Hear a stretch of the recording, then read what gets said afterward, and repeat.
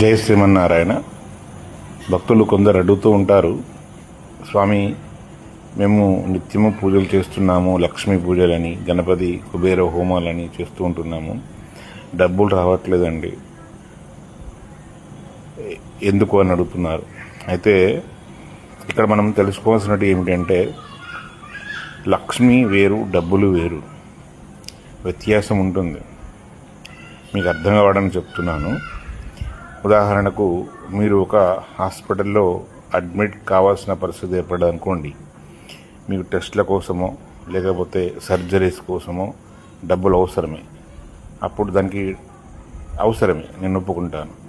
లక్ష్మి అంటే ఏమిటంటే ఆ హాస్పిటల్లో అడ్మిట్ కావడం అవసరం లేకుండా ఉండడమే లక్ష్మీ కటాక్షం.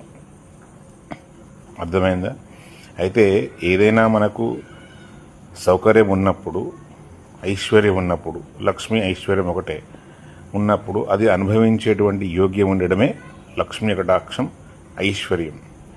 మనము నిత్యము చూస్తూ ఉంటాం, కొందరికి ప్రయాణాలు చేసేటువంటి ఆర్థిక సౌలత ఉన్నా కూడా వాళ్ళు మోకాల నొప్పని, నడుము నొప్పును వెళ్ళలేకపోతారు.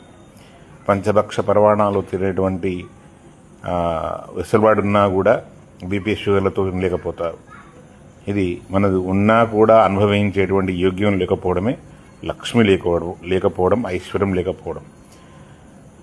కావున డబ్బు అనేది వేరు, ఐశ్వర్యం అంటే లక్ష్మి అనేది వేరు.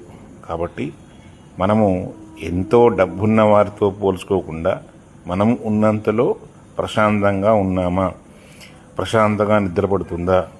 మీరు కోట్లు పెట్టి బ్రహ్మాండమైనటువంటి కుషన్ బెడ్ల పైన పడుకొని నిద్ర రాకపోతే అది అనారోగ్యానికి దారితీస్తుంది. కటిక నేల మీద ఉండి ప్రశాంతంగా బతికితే ఎంత గాఢ నిద్రలో వెళ్తాం. కానీ వ్యత్యాసం అర్థమైందనుకుంటాను. లక్ష్మీ ఐశ్వర్యము వేరు, డబ్బులు వేరు. కావున భక్తులు గమనించాలి. జై శ్రీమన్నారాయణ.